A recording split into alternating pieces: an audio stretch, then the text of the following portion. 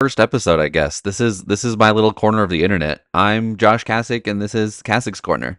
Today, I thought it would be best to like start this whole podcast off with kind of like a journey, like a more in depth story of like how I got to where I am now, right? Like my teaching journey, how I got to this point, and that's what it's about. Okay, yeah, it's gonna be about me. Okay, I know a lot of y'all don't even know me, and you know what? That's okay because you will.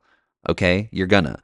And this is my corner. I can do what I want, and I'm just gonna start yapping about it. So before I really get into things though, I did want to just like make a quick note about like podcasting in general. Like I'm gonna just be yapping on here, and I'm gonna use a rule that my students would often follow when I was asked if they could cuss in all of the writing they were being done. Right. So here's the deal. I'm a person. I'm a grade A yapper. I can just get on here and talk. I can yap for hours and hours and hours, right?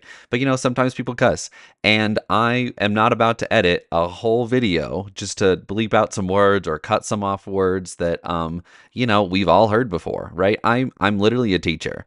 You've probably been to a public school before. You've probably been to a school before, and I'm going to be so for real when I tell you that cussing is the least offensive thing that happens in a school building. So if that's offensive to you, then like it's fine. I don't, it's whatever. It's not offensive to me. Sometimes I'm gonna say things, and I'm not about to go back and fix it. So the story I would tell my students, and I'm gonna use the same rule. I veered off to that. Is I would say, homie, I don't really care. Don't go overboard. Use it respectfully, given our environment. They're just words. Like we don't have to make them that big of a deal. These words we don't have to make that big of a deal, right? There are some exceptions there. As I would tell them that, they'd be like, "Oh, for real?" And I'm like, "Yeah, but like, it's like this is a advice, like teacher advice that I've heard other teachers say. It's kind of like a spice, right? You don't want to add too much. Like something with too much salt is not going to be good. So you want to add like a little bit if you can, but you don't need to add too much. So now that I'm off that soapbox, let's actually get into it. And I don't even know where to start from here. I need to like outro music. I need some sort of music. So, if you know how to do that, please hit me up so you can write me some music, like a jingle or something. It'll be really fun for you. Maybe I'll pay you. Don't count on it though. Okay, anyway.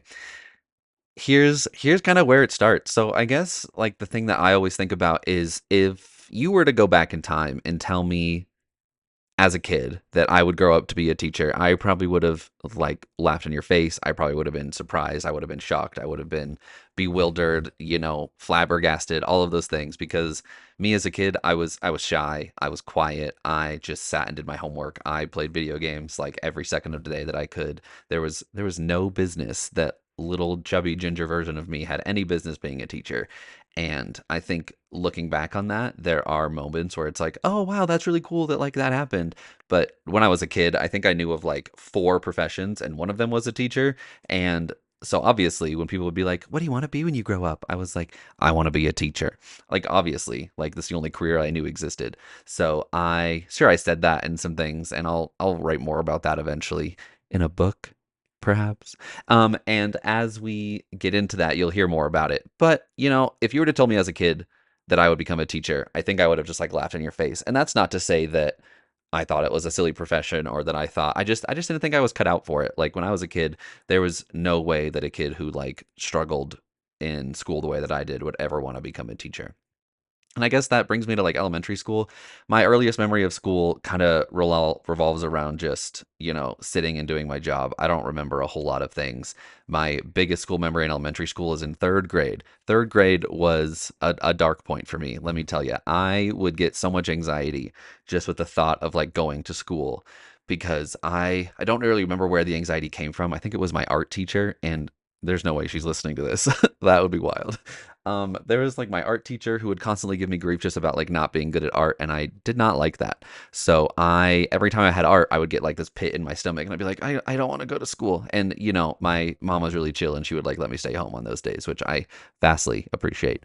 However, it's my memories in elementary school, sorry, my memories in elementary school mostly stem from kind of just like that piece of school where it's like, okay, I'm just like learning it, right? Like elementary school, I always say was like when I peaked because I was living my best life. Fourth or fifth grade me was just so happy to be alive, and I miss that spark. I miss having that energy to myself. So when I was in elementary school, I had some really good teachers, and they kind of helped me. One of my favorite teachers was my fourth grade teacher. She kind of made me believe that it's like, hey, it's okay to do what you need to do and be okay with it. She wrote in my yearbook. She wrote in my yearbook. She was like, "Dear Josh, to one of my favorite students," and I was like, "Ugh, that's so nice." So I remember that, and I still have the yearbook. It's in my it's somewhere in my house.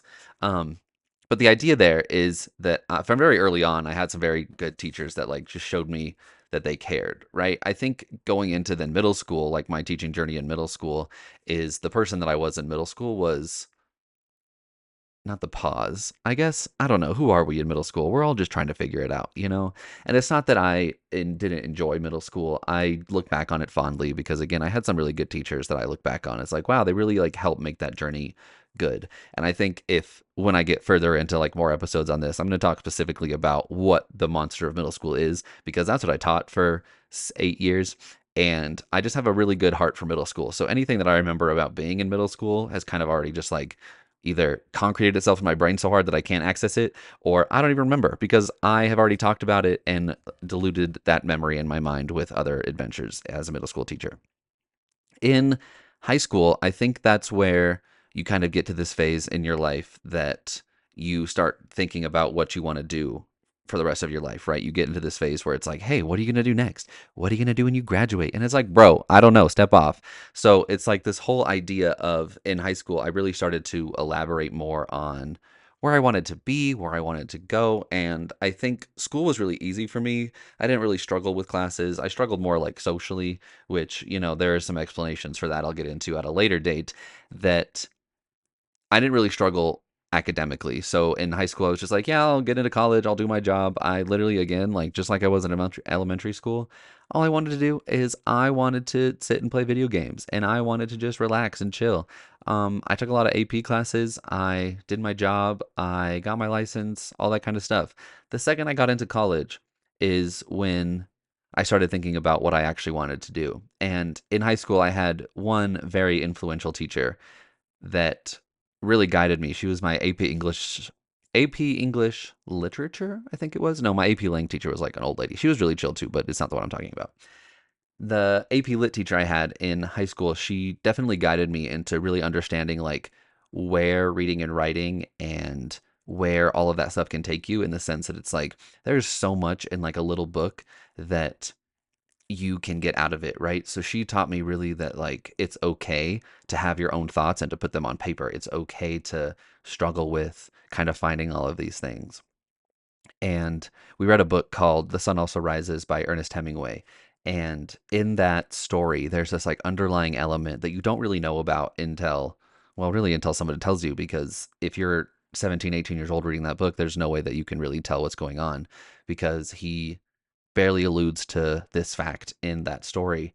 And I was so like inspired and like flabbergasted, for the lack of a better word, that that story could do that. And I just fell in love with reading. I fell in love with writing about reading. I remember that year really getting into the analysis of like writing essays and being really intrigued by the depth that you can go in with things. And that's when I realized that I really loved writing, right? Like I wanted to be a writer. I wanted to have people, I wanted to help people get that feeling that when they open a book, it's like, oh my God, this is so interesting. This is so cool. There are so many layers here. And just to tell stories, I think is what I really fell in love with. And my first inclination there for some reason was to do an internship in high school at our local newspaper.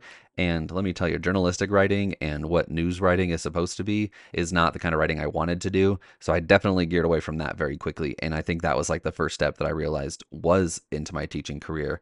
And I remember early on in college, we were supposed to, as you are, you're supposed to like check off a box for your major. And I knew I wanted to major in English. I knew that I wanted to write books. I knew I wanted to write stories. I knew I wanted to read more and analyze more. I knew I wanted to do all that. But when they handed me the paper, it was paper at the time. I went out at this table and they were like, hey, like, welcome. How you doing? Blah, blah, blah. And I was like, I'm struggling, but it's fine. And they were like, hey, what do you want to major in? And I was like, oh, I want to do English. And they're like, okay, well, there are two choices for your English major. You can either do liberal arts or you could do English education. And I was like, first of all, I didn't know what liberal arts was at the time, so I probably just avoided it like that. Basically, what it means is it's just like you're focusing just on English as a discipline, not necessarily doing anything specific with that English. And English education was the box that I checked because I thought at some point in my life that, oh, teachers have a bunch of extra time. They can have summers off, they have weekends, they have a break, they have all of these things built into their schedule where it's like, I can write books with all my free time. I was so wrong. Don't ever think that teachers have extra time to do things because they don't. And I decided to get into English education because of the fact that it's like, I want to write books and I'm going to have a bunch of time as a teacher to do that. It's going to be, teachers going to be like a part-time gig, right? So I checked that box. I didn't have to think about it for a couple of years, like a year and a half, because of the fact that you don't really get into your major stuff in college until like a couple of years in, right? There's no reason that you should be experimenting or anything with your major until a little bit later on anyway, because you have to get all your like core classes done. Anyway, in college, when I was going through that program, I had to do like classroom observations. I had to go into a classroom and watch. Like I had to watch a teacher do their job. And I remember in my very first experience, it wasn't my first day. It wasn't my first day. So I'm not saying like, oh my God, I walked into a classroom and my life was changed. That's not really how it is. I went to observe in a classroom, and the very first teacher that I watched, it was a cold day. It was like snowing. It was like the middle of like February, probably March, and there was a bunch of snow. I remember going to start my car to go down to the school because I was like, okay, my hours are starting. Like, I want to be here at this time. And my car wouldn't start. I remember that I called my mom because I was like, girl, what do I do? Like, I don't know what to do. I'm like 19 years old at this point, so I have no idea how anything works. I tried to start it a bunch of times, and in the middle of it not starting, I email my host teacher, the one I'm going to go to observe. I email her and I'm like, hey, I'm not going to make it. Like, my car's not starting. I'm going to keep trying just to see, but I'm definitely not going to be there on time like I planned. So, super sorry, blah, blah, blah. It's very professional, right? It's a very good email. And the idea with that was when I didn't get my car started, I wanted to make sure, like, communicate all of those things, right? So, when I finally did that, I went back up to my dorm room. I was like, okay, then I called my dad because then my mom called and she was like freaking out. So then I called my dad and he was like, oh my God, just like go start again. Like try pressing on the gas a little bit to see if like gets it some heat to get the engine like warmed up a little bit. And I was like, okay, like whatever. So I go and it starts. Like I turned the key and I pressed the gas a little bit and it started. And when that happened, I kind of like took like a deep breath. Like I think I was like seconds away from a panic attack because I just wanted so badly to like do well, and that's also another little story for another day.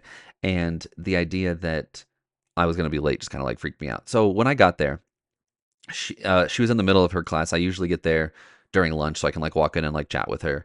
And when I get there, she's in the middle of class and she's like crying like at the front of the like the classroom. And I was like, "What is happening?" And I was like, "This isn't because of me, is it?" It definitely wasn't. Like I don't know what that was about. So I walk in and she's like in the middle of like crying and talking to her students, and I see the students like whispering and they're like going up to give her hugs and all these things. And I walked in. First of all, it was really awkward. I didn't interrupt. Like they didn't even notice really, but I noticed that I was kind of interrupting something. And then they kind of got into the lesson. They like talked about some things. I don't remember. I just remember like the feeling of the room. I don't remember like exactly what they were talking about or what happened or like what transpired while I walked in. But I do remember like the feeling of it, and it was very like inspired. It was very loving. It was very caring. There was a lot of like joy and passion in that room. And when I walked in, I didn't know what had happened. I was just stressed. I was cold. I like didn't know what to do. I was wearing like a tie because I was like trying to be professional, and I was wearing like a nice button-up shirt. And I've since, moved on from that phase of my life, but I was very much just like not in the same mindset with them. And then I watch the class, like the lesson kind of goes how it goes, and then I pull her aside afterwards, or she pulls me aside, or someone pulls someone aside, and we talk about like kind of how the lesson went. And she was like, "Oh, did you walk in like during the beginning of this class?" And I was like, "Yeah, I walked in like a little bit after lunch because I was a little late. I don't know if you got my email." She's like, "Yeah, I did. It's no big deal." And then she starts explaining that she was telling her classroom full of what is eighth graders.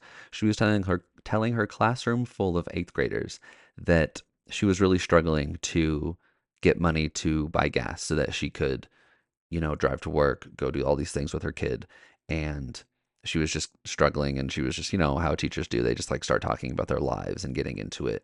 And she didn't think anything of it. Like she wasn't like, it's just a conversation. And all of a sudden she explains to me how a group of kids, they just start like passing around like this little note and a bunch of cash. And they, without her even knowing, they kind of like combine all this money. And I don't remember how much she said it was, right? But that's not really the point here. The point is this group of like eighth graders, the ones that you don't think have the potential to do a whole lot of like good or think of anyone outside themselves sometimes. Is I walked into that room because this group of eighth graders had given her, cash to like go and get gas, just to so she could like go do things with her kid that she wanted to, that she was so upset about. And it was in that moment that I realized, I'm literally getting like chills just like thinking about it, because I remember like the feeling of being like, how did she do that? Like, how did she create this space for these students that allowed them to feel that way? How did she create this space for the students that they wanted to do that? How did she I just was so like awestruck by this experience that I was like, I've never had a teacher that did that in my whole life. I've never had a teacher that I felt close enough to get money for, or start getting money for, or begin to do something like that. And I was like, is this the potential of this career? Is that I can go and make this much of an impact that allows me to feel that way like all the time? And that was the moment where I kind of realized, holy shit, like I can do that. Like that's the job for me. And from there, I kept going into it, and I kept thinking about that moment, and I would tell people that story. And that's a story I tell in interviews all the time, because it's just like the reason that I teach is because of like that impact in that moment, and that difference that you can make. And I think about that a lot. And like I talked about very briefly, my experiences in is school wasn't like super easy for me, like socially, all that kind of stuff. I was going through a lot of stuff that I didn't really realize I was going through until a little bit later. And I had a few teachers that like stood out to me, and I wanted to be that teacher for students. And realizing that, like, when I was 19 years old in one of my first classroom experiences, and realizing that like that's what I wanted to do as a teacher, it just got me so inspired and like so passionate about being able to do that for what is like a long career. And that's what kind of put me on the path that I'm on now. So a year into college, did not even have any semblance of the idea of what I wanted to do. I wanted to like write books, and I wanted to do all these things. And it only took like one little moment in the classroom experience to then tell me, hey, like you can do something so much better than that. And I always think about that moment, and it didn't even involve me at all. I was literally a fly on the wall, and the fact that that had such an influence on me was, it's kind of insane to think about, to be honest. And throughout the rest of college, I had some similar experiences to that. I think, in student teaching, I fell in love with a lot of kids that way, the same way where they were actively making a difference in me, and I was actively making a difference in them. And student teaching also made me realize that I also really can do all of these things. Like there's nothing outside of my frame of reference that I can't do. Like there's no reason that I can't also do that, right? Um, as we kind of go forward, I kind of talked about graduating college and kind of moving on from that. And that was when I got my first teaching job. So I went through all those things. I graduated college like pretty simply, and then I got into my first teaching job. So when I was student teaching, I had an interview. It was a three-part interview. I remember doing like an online one, I remember doing a video interview, and then I remember going in person to teach a lesson for the interview. So there was that last piece was a two-part lesson where I was able to kind of show them what I was doing as a teacher, and kind of like my own personal like interview. So I did a lesson, and then I did an interview like right after that, just so they can get like a full rant, like a full view of like who I was as a teacher. It was really intense. And with an intense process like that, at the time there was not like a big teaching shortage. There was not a big teacher shortage at the time. There is now. So like you can be a little bit more choosy, but when I was, first starting out, there wasn't this idea of oh my God, you're going to get hired no matter what because they need teachers. It was more like, hey, you got to do what you need to do because there's not a lot of jobs out there. So at the time, I was very intensely trying to just like get a job. So I went through this big process. And after all three of those rounds of interviews, they were like, oh my God, we love you. We want to hire you. And I was like, oh my God, this is crazy. I just graduated from college and I already have like my first job lined up. Like I'm not even I was just over the moon excited because of the fact that it's like, hey, I can do this and I am able to do the things that I've been planning for the last however many years. And that was just a really, really cool experience for me. And going into that position, it was a long term subbing position. And because I graduated in December, there wasn't a lot of full time there was not a lot of full time teaching opportunities. Oh my God, I'm so sorry. There were not a lot of full time teaching opportunities available, halfway through the year. So it was a long term subbing position. And I didn't know what that meant. I was like, okay, great. I have a job. Like, I don't even care. And then I was so excited just to be like, oh, maybe if I like stay here, I can get a job when it opens or whatever. So I was very excited to like get that job. And, a week later into that job, this was into January. So like maybe a week or so into January, I had done a bunch of trainings at the school. I had, planned on my lessons. I had done all the things that like a teacher does. And then 2 weeks in, I was so overwhelmed and I was so scared of them making me into something that I'm not that I quit. I quit my very first teaching job because they weren't giving me the support that I needed and they were making me do all these, teaching strategies and practices that just did not feel authentic to me, that they weren't supporting me in dealing with all these students that had really, really high needs, to be honest, because it was a school that, had a lot of high need students. And I was just not getting like that support that I feel like I needed and that I valued. And, 2 weeks in, I sent them an email and I said, I am not coming in next week. So sorry, I can't do it. Not getting the support I need. And I got my first paycheck. That was really exciting. And I didn't go back. And then from there was like this 2 or 3 week phase of my life after the fact where I had come off of this high, right? That said like, you are doing all the things right. Like you're gonna get a job. You have a job already. Like you're doing great. Like this is perfect. Everything is laid out in front of you. And then all of a sudden it's like, just kidding. All of that was a fucking lie because now you're just gonna sit and be depressed all day because the first job you thought you had and the job that you thought you wanted literally is not it for you and you quit. So I, early 2016 is my deep dark depression era. I think I spent the next like month just kind of hibernating in my room and playing video games because I was trying to find some stuff. I eventually found a tutoring job that got me out of my house, which was nice. I got this job tutoring at a local tutoring center that allowed me to kind of explore my teaching and help me put on the path that allows me to realize that I do still enjoy that I do still sorry, it's like raining. I like there's a lot of noise coming from if you're watching the YouTube video, you can see I'm like looking up and there's like hail like hitting the roof like it's crazy. Um and I got into tutoring, which allowed me to kind of explore my, passion for teaching in a different way. And I was making like what I think $12 an hour at the time at that job, but it really allowed me to, get to know a bunch of students. And to this day, some of those students that were in that tutoring center are some of my favorite students like ever. And they just hold like a really special place in my heart, even if they don't, remember or know that they do.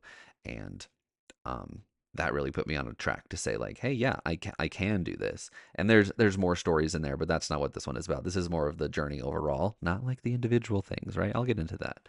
So as I got more into that, I was able to go and visit schools to like promote the program and to promote like the tutoring center itself. And I eventually stumbled upon this school that was hiring, like they were hiring like pretty late into June. I want to say like middle of July even. And I had gone to talk to the counselor about a student that was, a mutual student of ours. And I was like, hey, is there anything I can do to support him in the tutoring center? Blah, blah, blah, blah. And then he looks at me when we're done talking about the kid and he's like, hey, do you like, what is your background? And I was like, oh, I like just graduated from college. I, had a teaching job not too long ago, but I ended up leaving because it like, wasn't what I thought it was. And then he's like, oh, did you know we're like hiring for an English teacher? And I was like, yeah, like I sent an application at the teacher fair, and I haven't heard back or anything. And he's like, well, the position's still open, and I'm gonna put a good word in for you. So like, expect to hear from someone here soon. And I was like, what do you mean? He's like, someone will call you, and then they'll probably ask you to come in for an interview. And I was like, if you're interested, and I was like, yes, yes, I'm interested. Like, please give me a job.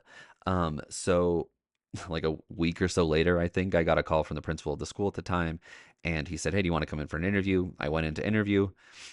I blacked it out, so I don't remember what happened. And 30 minutes later, when I'm back at the tutoring center, like doing my job, he calls me and he's like, "Hey, would you like to accept the position teaching sixth and eighth grade language arts?" And I said, "Absolutely, I will," because I have no other prospects at the time. So that was my first teaching job, my second teaching job, I guess, but my first one that I felt really good about and felt solid about. So when I got to that point, I was like, oh my God, wow, I've done it. This is it for me.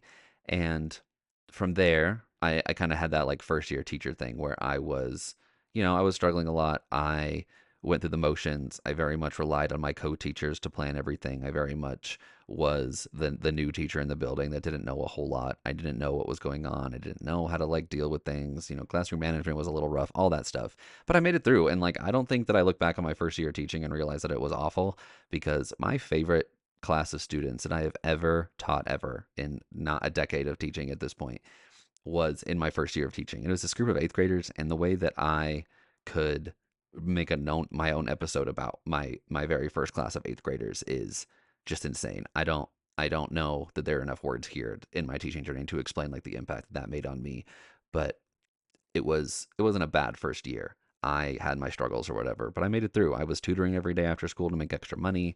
I was, out working until like 9 o'clock at night, waking up at like 4 o'clock in the morning to go to work. I don't know how I did that, because that was just like a train wreck of an existence. And I was so exhausted all the time. And I didn't even know at the time that I was exhausted, because I'm a first year teacher. I was like, this is just how it is, right? Like all teachers go through this. And, later on, I find out that that was in fact not true. Not all teachers work that hard. So when I got really settled into that job, it was it was really nice just to like find like a place for me to like exist and be, and you know be supported and all those things. In my first year, I did feel all of those things. And, you know, then I moved into my second year in a new position because they had a new opening. So I was no longer teaching sixth and eighth grade. I started moving into teaching seventh grade language arts. And I was also like a part time interventionist, which means I was just like bopping around helping kids where they needed it. And the way that that intervention role kind of then further defined my teaching career is pretty telling, because for the next like 2 or 3 years, that intervention role was kind of like my favorite part of the job. Just, I taught in the mornings. I taught two classes in the mornings for, they were block classes. So I taught for like 4 hours in the morning. And then my whole afternoon was open for my next like 2 or 3 years of teaching. And I was able to like develop a whole bunch of skills. I'm skipping over a lot of very important details just for the record. But this is again like the journey as a whole that like got me here. And I did part-time English teaching. I did part-time intervention for the next couple of years. I started a speech and debate team, which I did not know what that meant at the time. A couple of kids came up to me at the end of their first year. I mean, their first year as my students, their eighth grade year, and they came up to me and they were like, "Hey, Mr. Kassick, can we start one of those? We had just finished watching the Great Debaters movie, and we had just finished doing like a big argumentative assignment, and they were like, "Oh my God, can we start a speech and debate team?" And I was like, "Sure, yeah, let's do that." And the way that I spent that whole summer like preparing what that program looked like, I was like reaching out to schools, I was reaching out to old peers, I was reaching out to the people in charge, like the national organization. I was reaching out to all these places and being like, how do I do this? Because these kids expect me to now do this. And again, I have stories for that team that like transpire this entire experience, because who knew that like watching the great debaters in eighth grade, literature and composition would be the thing that like impacted my life the most, and maybe the most proud that I could like ever be as an educator. And into my second year, I did all those things for a couple of years. I was like finding my footing a lot. I was, you know, doing all the things that I needed to do. I was like thriving. I was like finding good supports. I was, succeeding in my teams. I was doing my teaching job pretty well. Again, I there's a lot of things in that made me realize that looking back, that I'm just alluding to at this point because, again, this is just an overarching journey. This is just a journey so far. I'll get more into the details later, year by year. Trust. I have it all planned out. I have it all planned out. And I went through all those motions. And my fourth year of teaching was when COVID hit. My fourth year of teaching ended the 2020 school year. By that time, I had been doing the credit recovery program at my school. I had been running that. I had been doing intervention. I had been running the speech and debate team to pretty success at that time. In fact, right before COVID hit, we had just qualified for state for the first time as a school. I had a debate team that qualified for state, and COVID hit, and we weren't able to do that. And I was also in the midst of all that doing my first year of being the yearbook advisor for the middle school. And I don't know how all these responsibilities came on me within those 2 or 3 years, but I just loved all of these things. Everyone was like, "Oh my God, are you like burnt out? Like, what's going on? Are you okay?" Blah, blah, blah, blah. And I was like, Yeah, like I'm fine because all of those things, all of those extra things, like doing the yearbook and, coaching the speech and debate team and doing the credit recovery program, like those all are things. And coaching soccer. Oh my God, I almost forgot about assistant coaching soccer, bro. Um, all of those things, they never felt like work. Is they always felt like something that I enjoyed doing and that filled my bucket, right? Like that filled my levels of joy, that like reminded me why I wanted to be a teacher. Like all of these things just like inspired me so much just to keep going that it didn't feel like an extra job. Sure, I was tired, I was exhausted, I was all of the things. However, I always told people it's like, nah, it's not that bad because I actually like enjoy doing those things. These are the parts of the job that I enjoy, right? And 2020 hit and it kind of put like a big damper on some of those things. I think in 2020 was the first time that I realized that it's like, if this is what this career is, like I don't want to be in it anymore. And I remember after a Zoom call when we were explaining all of these things, it was probably like April of that year. And our principal comes on and he's like, "Hey, any questions?" And I remember nearly typing into the chat. My only question was, "Yeah, where can I send my letter of resignation?" And I think it was at that moment that like my perceptions of the teaching profession really started to change.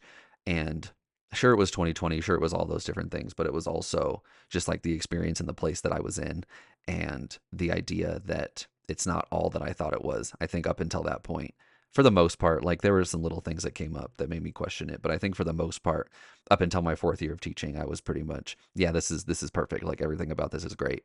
And then I started to see like the cracks forming as I went through like those 2 years, as I went through that year in COVID. I said 2 years, but like really there was one big year. It was the 2020-2021 school year, is right before I had gotten my big jaw surgery at the beginning of 2020. So at the beginning of 2020, nobody knew it was going to happen. Nobody knew anything was going to happen. It was January, um, like Martin Luther King Day era. So it was like January 20th probably. And I got called into the principal's office and he basically looked at me and he said, "Hey, we're getting rid of one of our elective classes. We're getting rid of our reading class, which was like an extra class that kids took on top of their regular English class that basically said, hey, like we're just going to spend some time doing some reading scores because, it's a state tested subject, all that shit." And when he called me in, he was like, "We're getting rid of that class, but we're going to replace it with a class geared toward student learning and like helping them survive middle school. Basically, like social emotional learning, leadership skills, we're going to call it whatever you want." And they basically said, "Hey, you get to design this class and we want you to teach it." And I remember being so immediately overwhelmed because I had literally a surgery the next day that I had been, or maybe not the next day, but within that frame of reference, I had a surgery to think about that I was, going to go in and get my jaw like cut up into a million pieces. And here's my principal coming in and saying like, "Hey, we want you to teach this brand new class, by the way." So I looked at him and I said, "First of all, I guess thank you. I was not expecting this at all." And he's like, "Yeah, but you're like the best one for the job." And I was like, I don't know if that makes it okay. But, at the end of that conversation, I remember leaving just like completely just flustered and overwhelmed and overstimulated in every capacity because that is not what I thought the conversation was going to be. And in that moment, I also, took the time to say, "Hey, can I just have some time to think about it? Like I have this big surgery coming up. I want to think about it and I'll get back to you in a couple weeks." And I mean, I didn't really have any other options, right? Like there were no other people in my department that were, 4-year teachers. There were no one else in my department that could have taken that job the same way. There was one other teacher that I think would have done a good job, but she had her own things that I was like saying, "Hey, like I'm not going to make you do this. Like it's me or you, and I'm not going to make you do that." So, not to say I fell on the sword, but I kind of fell on the sword because it was either take this job or get a new one somewhere else. And I was not in the position to do that in the midst of all the things happening in the world. So from there into the 2021 school year was my first year teaching this brand new class about like student. I had spent all the summer making a spreadsheet of standards, of curriculums to follow, of just everything that you could possibly need for a class. I did like backwards planning. I made a bunch of units. I said, here are the essential skills we're all going to learn. And I did that for my entire summer. All of that was obviously unpaid because, they're not going to pay you for work that you don't need to really do, even though you need to do it. And I spent the entire summer like doing the curriculum design for this brand new class, and it was called leadership. And I started that class. My very first class of students in that year was they were sixth graders, and I walked in and I said, "Hey guys, it's a brand new class, and I'm so excited to be here. I don't know what it's going to look like, but I'm so excited to be here." And over the next couple of years, I only taught that position for a couple of years because there were some other issues that came up that basically said like, "Hey, you can't do it the way you want to." And hey, we're going to move you over here because we want this thing to happen instead of you to have the things that you want. And I said, "Okay, so you're putting someone else above me?" Again, I have so many other stories about this. I'm glossing over it for content. And I ended up only teaching in that position for 2 years, and then I got moved again. So again, in the midst of this, I'm trying to do my speech and debate team. I'm trying to make yearbooks. I am, trying to get kids to graduate high school through credit recovery. I'm coaching soccer on all of this, and it was 2 years of teaching this program, and I said I don't want to do it anymore. And a position opened up to teach at the high school. It was a 612, and someone else moved up, and I slid into teach seventh grade English again. So this was what my at this point, this would have been my starting my seventh year of teaching. I was back to teaching seventh grade full time. That was my only position, and I taught seventh grade then for the next like 3 years again. I moved rooms between all of that. I did all the things, and enter 2024, where again, for like I have alluded to in the past, where my life had vastly changed. And going into the 23-24 school year, I had already been to a point of like complete and utter burnout. Like I didn't even realize it. I just was not finding the joy in things that I wanted. I remember posting something on my Instagram for like year 8, even year 9, that said like, here's to year 9, to finding the joy again. And little did I know that that was just kind of like foreshadowing to what that year would turn into. And when you're like 8-9 years into the profession, I think it gets really challenging to find the joy in it all. And that's not to say that I didn't love the kids that I taught. That's not to say I didn't enjoy the content that I taught. That's not to say that everything about that position was just awful. But you get to a point where that burnout really does set in. And at the end of that school year, so this was this year, May 2024, I got called into the office. It's a long story. I'm going to skip over it because I'm going to get triggered. I'm going to get angry. I'm going to get sad, and I don't want to get there right now. We'll do that another time. And then I walked in. I walked out of that office without a job. I just dropped something. I'm so sorry. I walked out of that office without a job, and I immediately went into my classroom. I sat on a floor. I sat on the floor in the corner, in Kassick's corner. I looked around my room. It was right after lunch. It was super messy. I looked at a kid who was like trying to get their way in, and I said, "Hey, like I can't do it right now. I'm so like I'm just not in like a good space." And he had knew I had a meeting, and he said like, "Oh, how'd the meeting go?" And I was like, "Not great." And I sat on the floor. I looked around the room. I was trying to like really soak it all in. I can like see it perfectly. And I was thinking about like all the things that have happened like in that school, in that room, in all these different places, and like how I got to that point. And like I said, there's a lot of stories in here that are meant for another day, but my teaching journey at that school had ended, and I think there were a lot of good things I was looking forward to, but there were also like a lot of feelings I was dealing with at the time. And, 9 years in, calling it quits is kind of crazy. And I guess that takes us to like where we are now. I think this summer I went through a phase where I said there was like 2 weeks where I was just so angry. I was so sad that I like didn't know what I was going to do next. I tried to apply to teaching jobs, and my old principals and my old supervisors were telling new schools not to hire me. Again, I have lots to say about that. That is not the place for it. This is not the story for it. This is not the episode for it right now. I don't want to get into that. Um, but then by August, I was still unemployed, and I had been, thinking about what I want to do all summer, and I, started posting videos. I started, thinking about my master's program and doing that. I started getting really into like that part of my life. And it was, I think, August 8th. I got a last minute interview for a special education position at a high school, and they were desperate, just like, back in the day when I was getting my first job as a teacher. It's like very last minute. And they said, "Yeah, we want you to teach here." And I said, "Great." And the one thing that really stood this that really made this school and this interview stand out is I walked in and I was like, "Hey, I have the qualifications. I know what I'm doing, but I don't know how to like be a special education teacher in all the facets and paperworks that you have to do. Like I don't know how to do that." And I remember the assistant principal looking at me and she said, "Hey, like we can teach you all of that stuff, but we can't teach people how to care."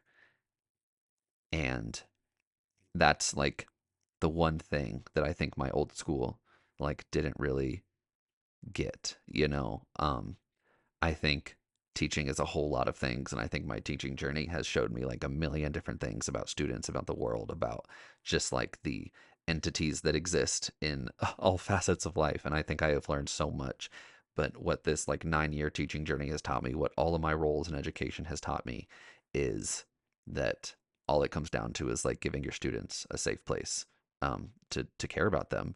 And if that's not what teaching should be, then I don't know what it is. And I guess maybe I should do something else because this is not working out for me ever.